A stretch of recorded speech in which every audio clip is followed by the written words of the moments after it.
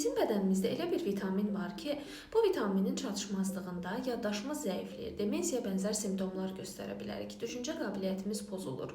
Daha sonra depressiyaya müeyilli olmağa başlayırıq və həmçinin də ayaqlarda, əllərdə, əzələlərdə keyimə, uyuşma hissi, batma hissi, sanki tikan batır, yaxud da qarışqalanma kimi qəribə hissiyatlar ortaya çıxmağa başlayır. Bununla da yetmir, həmçinin də qanımızda da, qan yaranmamızda da problemlər ortaya çıxır. Sizcə bu vitamin hansıdır?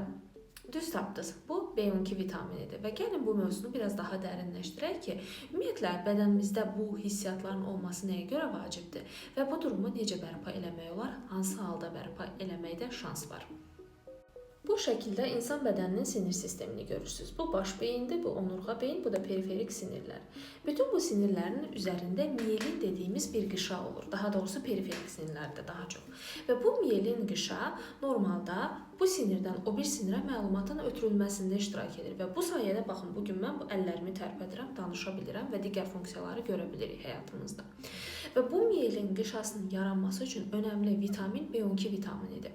Və əgər sizdə bu vitamin çatışmırsa, artıq sinirləriniz arasındakı rabitə də pozulmuş deməkdir. Və bu bir yerdən sonra insanlarda əzəllərini belə hərəkət etdirməkdə pozulma, yerişin pozulmasında problemlər yaranır. Yəni bu insanlar təsəvvürən ki, belə iri, geniş addım deyirik də buna, belə iri addımla sanki içmisiz, içkili bir insan, piyan bir insan necə gəzirsə, baxın, elə gəzməyə başlayır.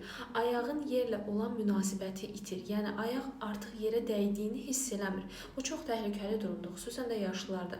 Çünki onsuz da yaşlılarda dayaq hərəkət aparatı müəyyən qədər təhrif olunub, əzəllər, sümüklər funksiyalarını itirməyə başlayıb. Buna ekstra olaraq da sinir ötürücülüyü pozulursa, vitamin B12 çatışmazlığına bağlı olaraq artıq bu yaşlıların daha çox yıxılmasına səbəb olur və zəifləmiş sümüklərdə qırıqların daha da ağır komplikasiyaların yaranmasına gətirib çıxarır. Ona görə də bizim sinirlərimizi hiss eləməyimiz, bir şeyi hiss eləməyimiz, ayağımızın yerə dəydiyini hiss eləməyimiz hədsiz dərəcədə önəmlidir. Xoşbəxtlikdən bu problemlər müəyyən qədər geri dönüşlüdür. Yəni siz əgər vaxtında aşkar olunsa ki, sizdə vitamin B12 çatmır və sizə bu vitamin B12 verilsə, bu dediyim problemlər müəyyən qədər geri dönüşlü olur. Amma yox, əgər bu sizdə çatışmazlıq uzun müddət davam edirsə, artıq sinirlər elə bir təhrif olunma səviyyəsinə gəlib çıxa bilər ki, siz nə qədər vitamin verirsinizsə, artıq faydası olmaz. Və xüsusən də yaşlılarda kritik durum yaranır. Nəyə görə? Biz yaşlı insanlarda bu vitamin çatışmazlığını daha çox görürük.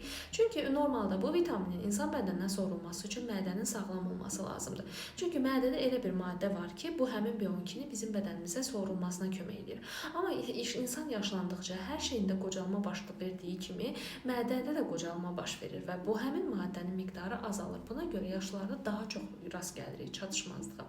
Və bu sayədə və yaxud da mədəsində xəstəlik olan insanlarda da rast gəlinir və bu sayədə artıq dediyim kimi insanın əzələ, dayaq hərəkət aparatından tutun da psixi sağlamlığı, yaddaşı pozulmağa başlayır və qıraqdan sanki siz həmin insanı piyan bir şəxs və həmçində yaddaşını itirmiş, sanki piyan bir insanı tamamilə yamsılayan bir vəziyyətə gəlib çıxa bilər. Ona görə də bu vitaminin qanımızda dəyərinin normal olması çox önəmlidir və məsləhət görərdim ki, xoş günlərin birində, əgər bu simptomlar, dediyim simptomları özünüzdə hiss edirsinizsə, vaxtında həmin çatışmazlığın olub-olmamasını təyin etdirin və lazımdırsa lazımi müalicəni qəbul edin. Çox rahatdır əslində vitamin B12-ni tətbiq eləmək. Əgər çatışmırsa sizdə, bu müxtəlif tabletlər şəklində ola bilər və yaxud da iynələr, dəraltı iynə şəklində ola bilər. Vaxtında görülərsə, dediyim simptomların qarşısı alına bilər. Əks halda təhlükəli vəziyyətlər yarana bilər.